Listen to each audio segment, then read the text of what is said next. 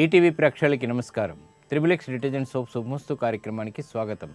ఈనాటి శుభమస్తు కార్యక్రమంలోని గ్రహఫలం అంశంలో గ్రహాల యొక్క స్థితిగతులు, వాటి యొక్క శుభాశుభ ఫలితాల గురించి పరిశీలిద్దాం. అలాగే ఈరోజు 12 రాశుల వారికి ఏ సంఖ్యలు కలిసి వస్తాయి, రంగుల యొక్క దిక్కుల యొక్క ప్రాధాన్యత, ఏ దేవతల్ని పూజించాలి, ఏ కార్యక్రమాలు ఏ రాశుల వారు చేపట్టాలి అనేటువంటి అంశాలతో పాటు తులసి దళాలని ఎప్పుడు కోయాలి, ఎలా కోయాలి, తులసి దళాలని కోయటంలో పాటించవలసినటువంటి పద్ధతులు ఏమిటో ఈనాటి ఆంతర్యంలో పరిశీలిద్దాం. శ్రీ నందననామ సంవత్సరం మార్గశిర మాసం, దక్షిణాయనం, హేమంత ఋతువు. ఈరోజు మార్గశిర బహుళ దశమి. ఈ దశమి, ఏకాదశి, త్విదిద్వయం ఉత్తమమైనటువంటి నిర్ణయాలు తీసుకోవటానికి, అలాగే కార్యాచరణకి బాగా ఉపయోగపడుతుంది, విజయాన్ని తెచ్చిపెడుతుంది. అలాగే ఈరోజు సోమవారం. ఈరోజు చేపట్టేటువంటి ఈశ్వరాభిషేకం సకల గ్రహ దోషాలని కూడా తొలగిస్తుంది, విజయాలకి దోహదపడుతుంది. ఈరోజు నక్షత్రం స్వాతి ఉదయం 8:11 వరకు ఉంది. ఈ స్వాతి నక్షత్రంలో ఈరోజు పుట్టేటువంటి వారికి ఎటువంటి దోషం లేదు, శుభప్రదమైనది. అనంతరం నక్షత్రం విశాఖ. ఈ నక్షత్రంలో ఏ పాదంలో పుట్టినప్పటికీ కూడా సామాన్య దోషం. ఈ దోష నివృత్తికి దక్షిణామూర్తి స్తోత్రం, అభిషేకం, ఈశ్వరాభిషేకం వంటివి బాగా ఉపకరిస్తాయి. ఈరోజు స్వాతి నక్షత్రంలో పుట్టేటువంటి వారికి రాహు మహాదశతోటి ప్రారంభమవుతుంది. ఇక ఈరోజు 12 రాశుల వారికి ఏర్పడేటువంటి శుభాశుభ ఫలితాలను పరిశీలిద్దాం. ముందుగా మేషరాశి. ఈరోజు మేషరాశి వారిని పరిశీలించినట్టయితే ఆరోగ్య విషయంలో జాగ్రత్తలు పాటించాలి. ఆర్థికపరమైనటువంటి అంశాలు బాగానే కలిసి వస్తాయి. చేపట్టేటువంటి కార్యక్రమాల్ని సక్రమంగా పూర్తి చేయగలుగుతారు. అనిశ్చితి ఆర్థికంగా తొలగిపోతుంది. వ్యవసాయ సంబంధిత కార్యక్రమాల్లో కూడా ప్రోత్సాహం లభిస్తుంది.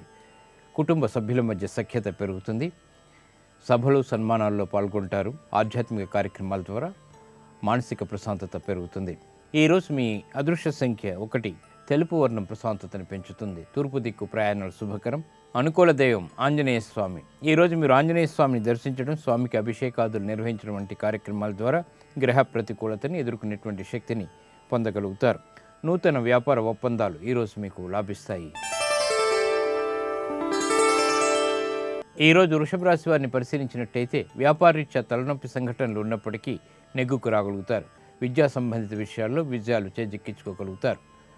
మానవతా దృక్పథంతో కొన్ని కార్యక్రమాలు చేపట్టి సంతృప్తికరమైనటువంటి సంఘటనల్ని ఆహ్వానించగలుగుతారు. గృహ సంబంధిత కార్యక్రమాల్లో అనిశ్చితి తొలగిపోతుంది. వ్యాపార సంబంధ బాంధవ్యాలు మెరుగుపడతాయి. వృత్తిలో గౌరవ మర్యాదలు దక్కుతాయి. ఈరోజు మీ అదృశ్య సంఖ్య 8. ఎరుపు వర్ణం ధైర్యాన్ని కలిగిస్తుంది.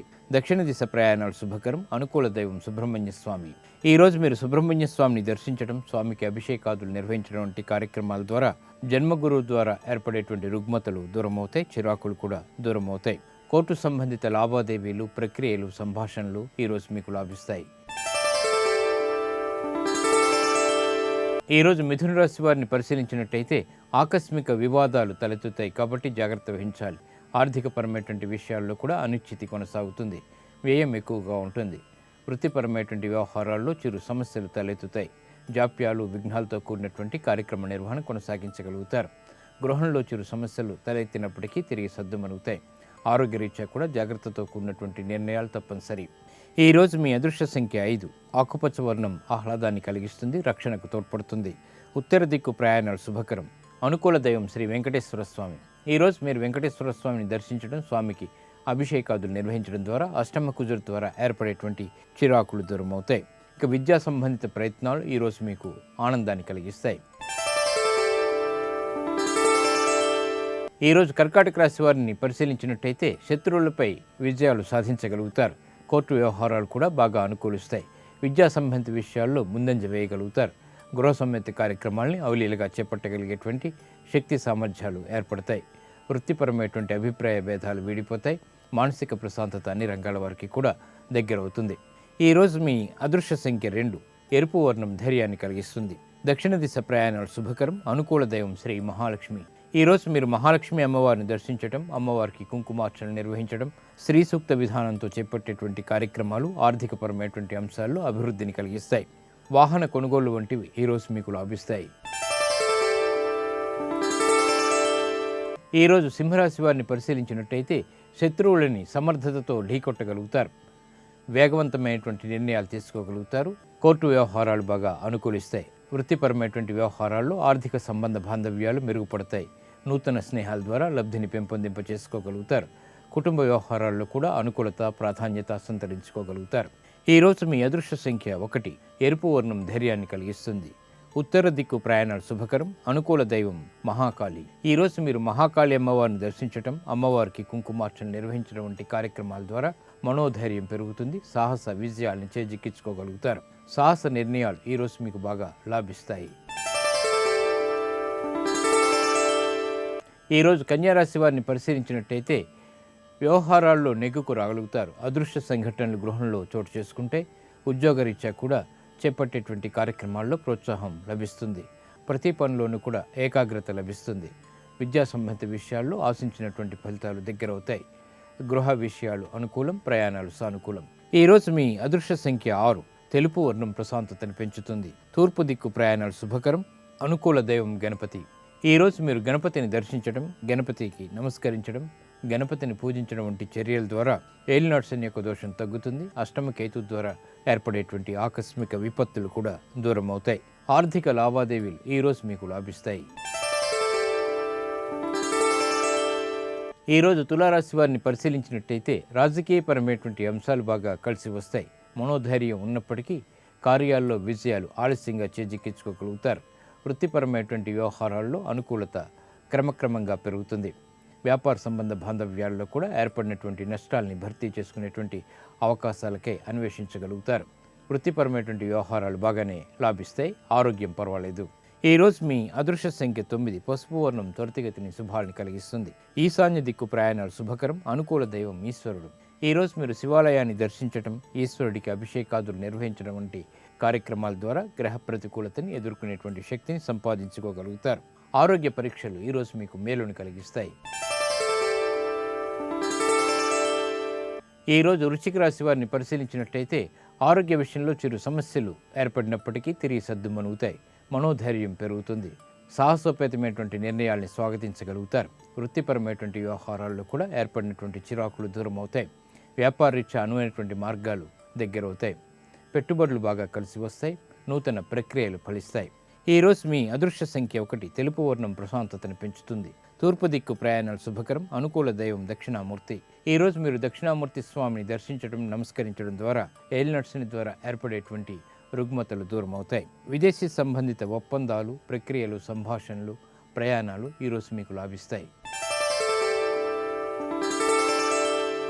ఈరోజు ధనుస్సు రాశి వారిని పరిశీలించినట్టయితే అలంకరణకి చాలా ప్రాధాన్యతనిస్తారు.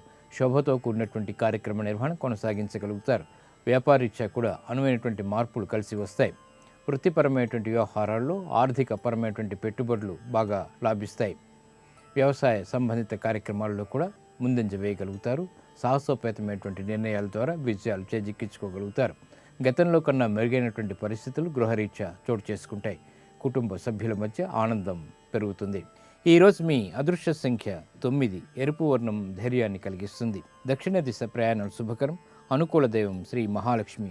ఈరోజు మీరు మహాలక్ష్మి అమ్మవారిని దర్శించడం, అమ్మవారికి కుంకుమార్చన నిర్వహించడం, కనకదారాస్తం వంటి స్తోత్రాలు, పూజలు చేయడం ద్వారా ఆర్థికపరమైనటువంటి అంశాల్లో మంచి మార్గాల్ని ఆహ్వానించగలుగుతారు.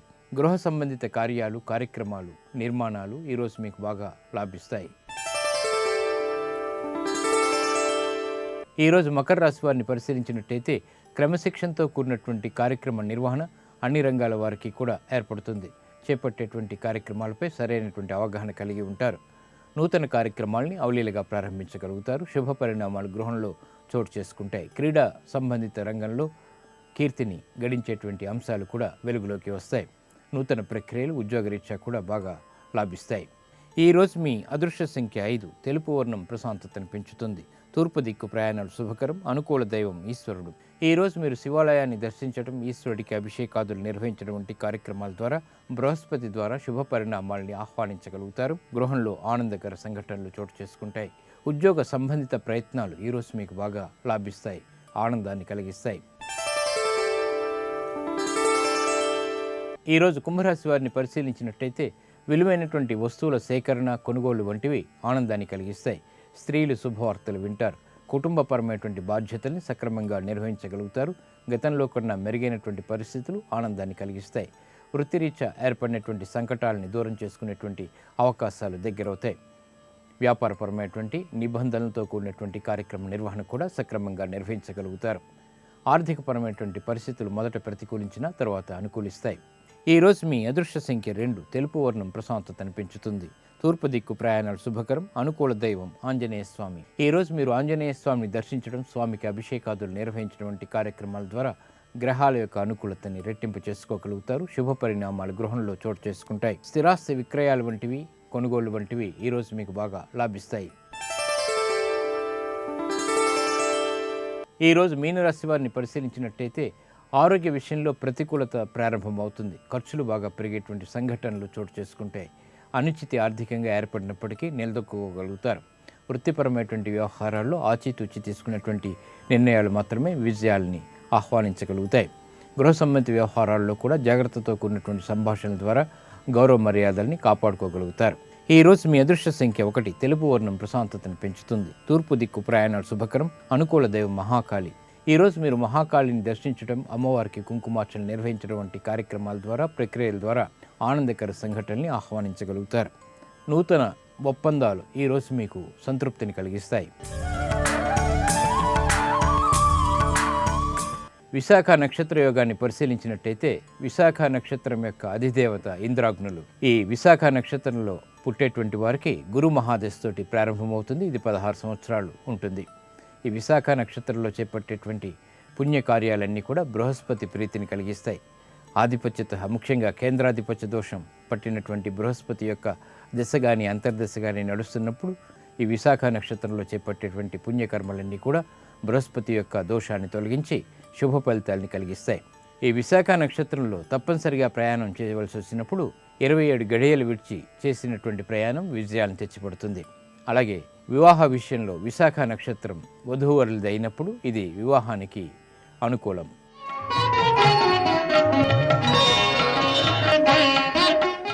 హైందవ సంస్కృతిలో తులసి మొక్కకి చాలా ప్రాముఖ్యత ఉంది.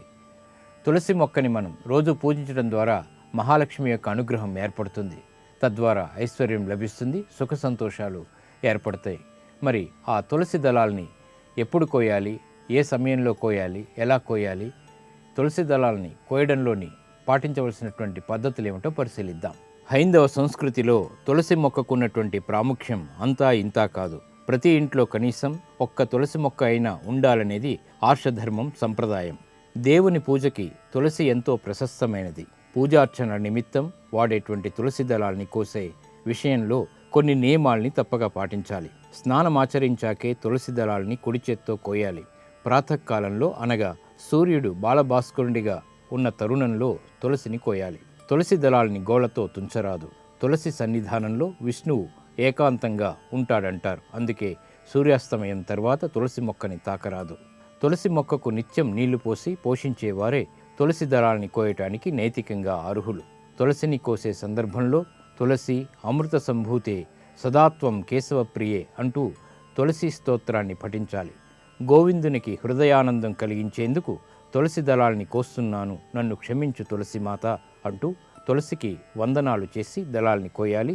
తద్వారా శుభ ఫలితాలు ఏర్పడతాయి. ఇవి ఈనాటి శుభమస్తు కార్యక్రమంలోని గ్రహబలం వంశంలోని విశేషాలు. ఇప్పుడు గృహబలం వంశంలో వాస్తు విశేషాలు తెలుసుకుందాం. తిరిగి రేపటి శుభమస్తు కార్యక్రమంలో కలుసుకుందాం. నమస్కారం.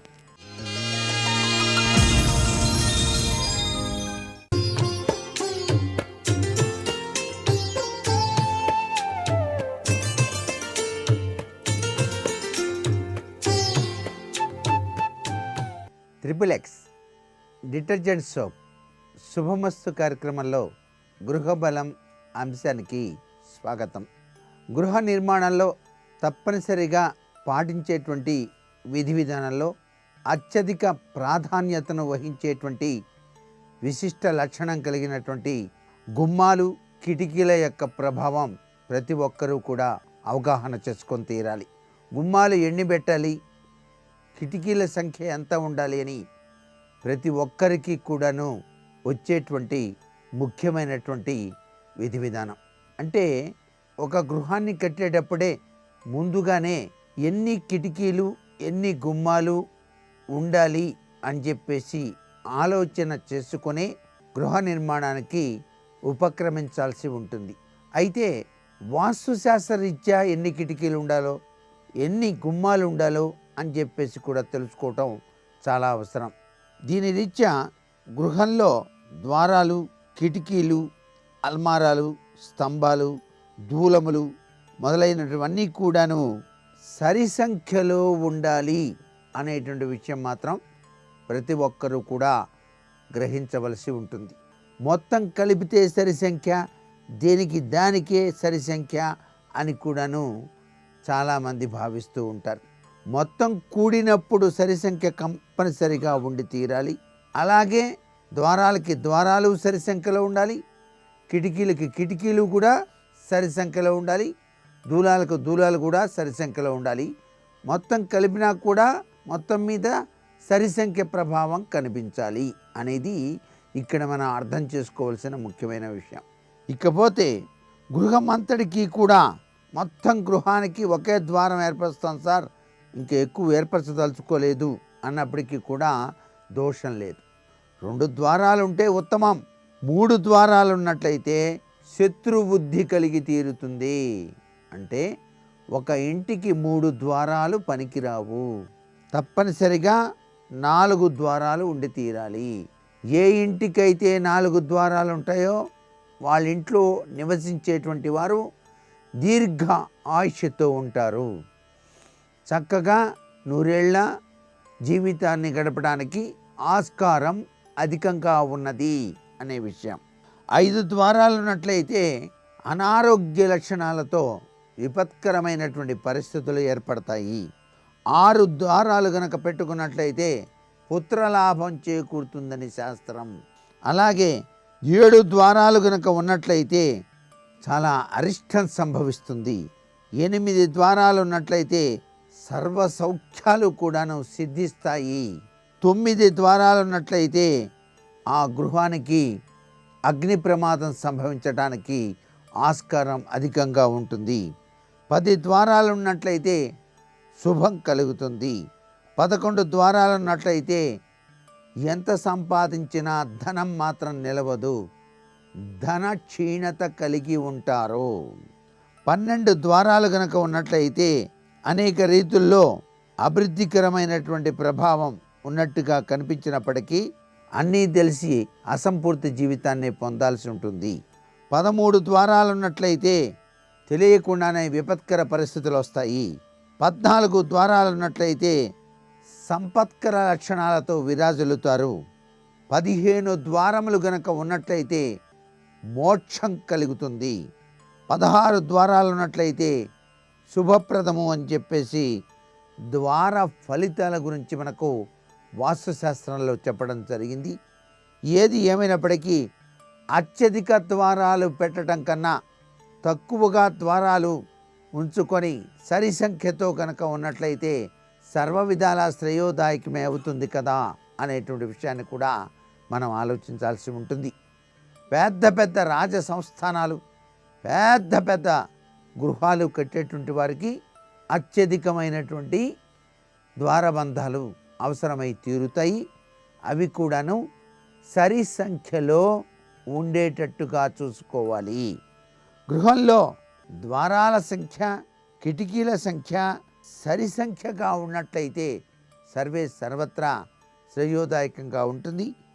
ఆధునికులు ద్వారాల సంఖ్యకంత ప్రాముఖ్యత ఇచ్చినప్పటికీ కిటికీలకు మాత్రం అంత ప్రాముఖ్యతను ఇవ్వటం లేదు. అల్పదోషమేలే అని చెప్పేసి భావిస్తూ ఉన్నారు. కానీ తప్పనిసరిగా కిటికీల సంఖ్య కూడా ఉండవలసిన సంఖ్య కన్నా ఎక్కువగా ఉండటం అంత శ్రేయోదాయకమైనటువంటి ప్రభావం కాదు అని గుర్తెరగాలి. సంఖ్యను పూరించుటకు అనుచిత స్థానమున ద్వారాల్ని ఏర్పరచకూడదు అని చెప్పేసి కూడా గుర్తుపెట్టుకోవాలి.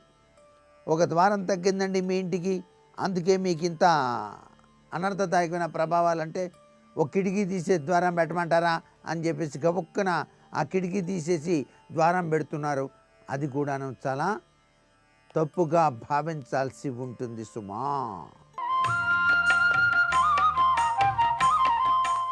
నేటి వాస్తు సందేహాన్ని పరిశీలించినట్లయితే అప్పుల వలయ నుంచి బయలుపడి ఆర్థిక పురోభివృద్ధి సాధించడానికి వాస్తుశాస్త్రరీత్యా గృహ యజమాని కానీ ఎవరైనా సరే పాటించవలసినటువంటి లక్షణం ఏమిటి అన్నది ప్రశ్న. ఒక వ్యక్తి అప్పుల విషవలయంలో కొట్టుమిట్టాడుతూ ఎంత సంపాదించినా డబ్బు మిలవక ఖర్చులు అధికమైపోతూ ఉన్నట్లయితే ఆర్థిక పురోభివృద్ధి కలగటానికి రాగి రాకోరుతుంది అని కదా శాస్త్రం. దాని రీత్యా ఒక చిన్న రాగి ముక్కను నలుచదరంగా తీసుకోండి. దానిని రావి ఆకులో శనివారం నాడు చక్కగా చుట్టి భూమి లోపల తప్పనిసరిగా తూర్పు తిరిగి మీ ఇంటి ప్రాంగణం బయట కానీ ఖాళీ స్థలము ఉన్న చోట కానీ తూర్పు దిశలో భూమిలో పాతి పెట్టండి. అలాగే శనివారం నాడు కాసిని బొగ్గులు తీసుకొని పారే నీటిలో గనక రుణగ్రస్త విమోచన ప్రాప్తిరస్తు అని చెప్పేసి గనక మీరు వదిలినట్లయితే తప్పనిసరిగా మీ యొక్క రుణ విమోచన శక్తి సత్ఫలితాన్ని కలిగింపచేస్తుంది. మరికొన్ని ముఖ్య విషయాలు మన్నాడు చెప్పుకుందామా? మరి సర్వే జనా సుఖినో భవంతు.